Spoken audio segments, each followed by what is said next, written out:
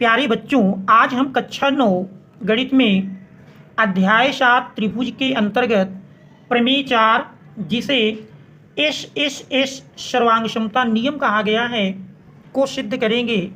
इस प्रमेय का कथन है, कह रहा है यदि एक त्रिभुज की तीनों भुजाएं एक अन्य त्रिभुज की तीनों भुजाओं के बराबर हों तो दोनों त्रिभुज सर्वांगसम होते हैं।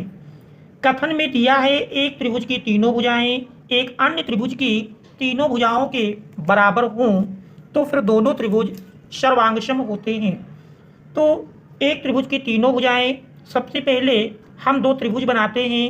मान लीजिए एक त्रिभुज ए बी सी,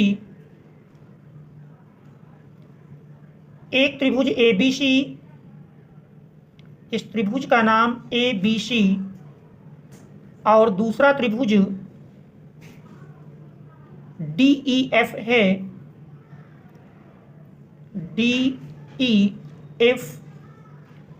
इसमें दिया है, कह रहा है यदि एक त्रिभुज की तीनों भुजाएं, देख रहे पहली भुजा ए बी डी ई के बराबर है, बी सी ई एफ के बराबर है और ए सी डी एफ के बराबर है। तो ये दिया है, तो इसको हम दिया है के अंतर्गत लिखेंगे। दिया है या ज्ञात है कहें तो दिया है में लिखेंगे त्रिभुज ए बी सी और त्रिभुज डी ई एफ में A B equal to D E, B C equal to E F और A C equal to D F.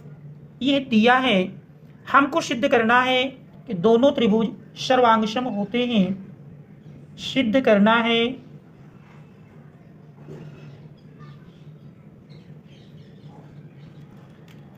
त्रिभुज ए बी सी सर्वांगसम त्रिभुज डी ई एफ। इस प्रमेय को सिद्ध करने के लिए हम बिंदु ई से इस कोण बी के बराबर कोण बनाती हुई एक रेखा खींचेंगे और इस रेखा में ए बी के बराबर माप का ई जी काट देंगे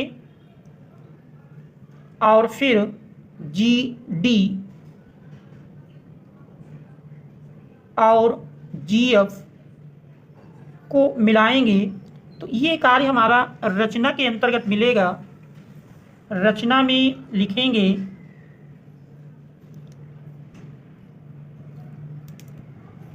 बिंदु ई से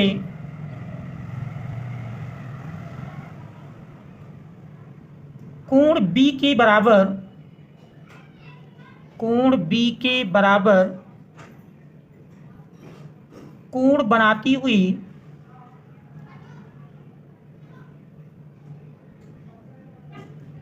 कोण बनाती हुई रेखा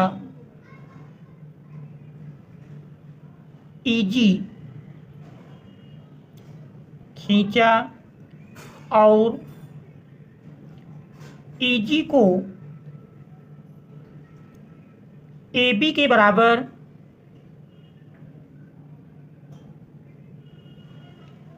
काटा, फिर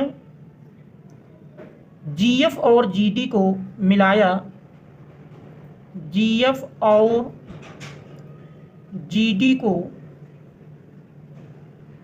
मिलाया। ये कार्य हमारा रचना के अंतर्गत मिल जाएगा। अब हम प्रमेय को सिद्ध करने के लिए इसकी उत्पत्ति लिखेंगे। हम जानते हैं किसी भी प्रमेय को सिद्ध करने के लिए आप देखते हैं कि या तो जो कंडीशन दी है या फिर जो रचना की गई है इनका सहारा लेते हैं। तो इसके लिए हम त्रिभुज ए बी सी और त्रिभुज जी ई एफ को लेकर चलेंगे। त्रिभुज ए बी सी और त्रिभुज जी ई एफ में देख रहे हैं ए बी बराबर जी ई, ए बी बराबर जी ई, ये हमारा रचना से मिल जाएगा, रचना से हमने बराबर काटा है। और कोण बी बराबर कोण देख रहे हैं ई, इस कोण का नाम देख रहे हैं कोण बी बराबर कोण ई,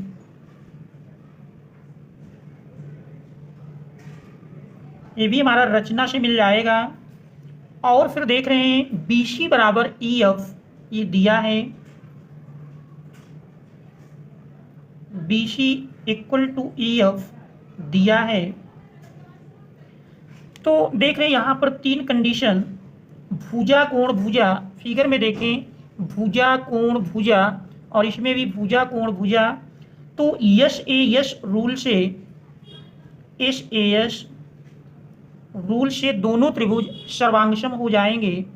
त्रिभुज ए बी सी सर्वांगसम, त्रिभुज जी ई एफ। अब हम जानते हैं कि यदि दो त्रिभुज सर्वांगसम हैं तो सीपीसीटी रूल से उनकी संगत भुजाएं या संगत कोण बराबर होंगे। इससे हमारा मिल जाएगा ए C equal to G F, इसलिए ए C equal to G F. और देख रहे हैं इससे ए C equal to G F मिल जाएगा और कोण सी बराबर कोण एफ के मिल जाएगा, तथा कोण ए इक्वल टू कोण जी से। ये हमारा सीपीसीटी रूल से, क्योंकि सीपीसीटी रूल से तात्पर्य है दो सर्वांगसम त्रिभुजों के संगत भाग बराबर होते हैं। तो ए सी बराबर जी एफ और कोण ए बराबर कोण जी, कोण ए बराबर कोण जी, कोण सी बराबर कोण एफ भी मिल जाएगा, लेकिन इसको लिखने की आवश्यकता नहीं है।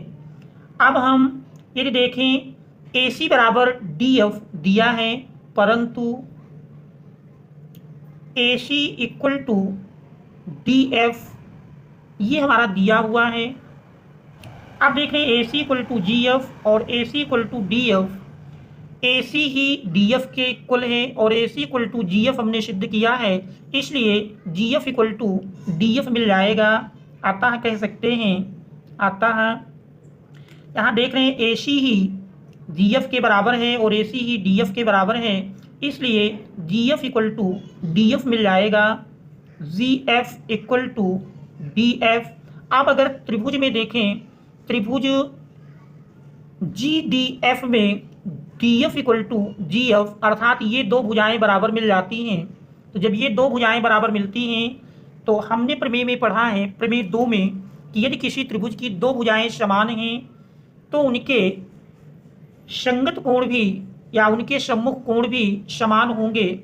तो उस प्रमेय के अनुसार यदि देखें तो त्रिभुज जी डी एफ में, त्रिभुज जी डी एफ में, जी डी एफ में अगर देखें, क्योंकि जी एफ बराबर डी एफ है, इसलिए हमारा कोण देख रहे हैं डी इक्वल टू मिल जाएगा इस कोण के। यदि इनका नाम हम 1 और 2 दे दें तो कोण 1 बराबर कोण 2, ये मान लीजिए क्वेश्चन नंबर 1 है। इसके बाद फिर देखें, चूंकि ए बी बराबर डी ई दिया है, A B equal to D E ये दिया है, और A B equal to G E ये हमारा रचना के माध्यम से मिला है। अब देख रहे हैं दोनों की लेफ्ट हैंड साइड समान है, इसलिए राइट हैंड साइड भी समान होगी। कह सकते हैं D E equal to G ई। अब यदि हम त्रिभुज डी ई जी में देखें तो यहाँ से डी ई बराबर जी ई मिल गया, अर्थात दो भुजाएं बराबर हैं तो इनके सम्मुख कोण भी बराबर होंगे। तो इससे मिल जाएगा कोण 3 बराबर कोण 4। त्रिभुज डी ई जी में, त्रिभुज डी ई जी में देख रहे हैं D E equal to G ई मिल चुका है, इसलिए समान भुजाओं के सम्मुख कोण बराबर होते हैं। तो इससे हमारा मिल जाएगा कोण 3 बराबर कोण 4। ये इक्वेशन नंबर 2 बन जाता है। समीकरण 1 और 2 को यदि जोड़ लिया जाए, समीकरण 1 और 2 को जोड़ने पर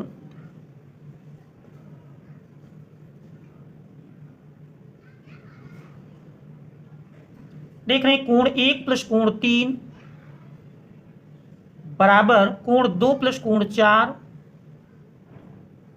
देख रहे हैं 1 और 3 को जोड़ेंगे तो फिर ये हमारा पूरा कोण D मिल जाता है, बराबर 2 और 4 को जोड़ने पर कोण G मिल जाता है, कोण D बराबर कोण G। परंतु यहाँ पर देख रहे हैं हम सिद्ध कर चुके हैं कोण A बराबर कोण G, परंतु पीछे हमने निकाला है, देख रहे हैं कोण A बराबर कोण G। अब यहाँ देख रहे हैं दोनों की राइट हैंड साइड समान है, इसलिए लेफ्ट हैंड साइड भी समान मिलेगी। कह सकते हैं कोण A इक्वल टू कोण D। अब देख रहे हैं ये हमारा कोण A कोण D के बराबर मिल जाता है। अब हम दोनों त्रिभुज लेकर चलेंगे, त्रिभुज ABC और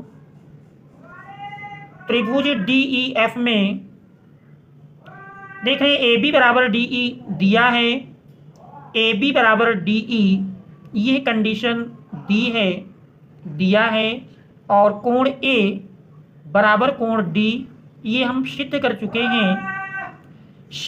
चुके हैं।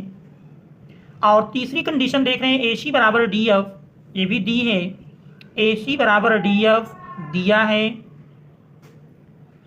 तो इस प्रकार से भुजा कोण भुजा से दोनों त्रिभुज सर्वांगसम हो जाएंगे। देख रहे हैं भुजा कोण भुजा, इसमें भी भुजा कोण भुजा। तो यस सर्वांगसमता रूल से त्रिभुज ABC सर्वांगसम त्रिभुज DEF ये हमारा SAS रूल से मिल जाएगा। यही हमको सिद्ध करना था कि त्रिभुज ABC और त्रिभुज DEF सर्वांगसम हैं। तो इस प्रकार से प्रमेय सिद्ध हो जाती है, proved. Thanks all of you for watching.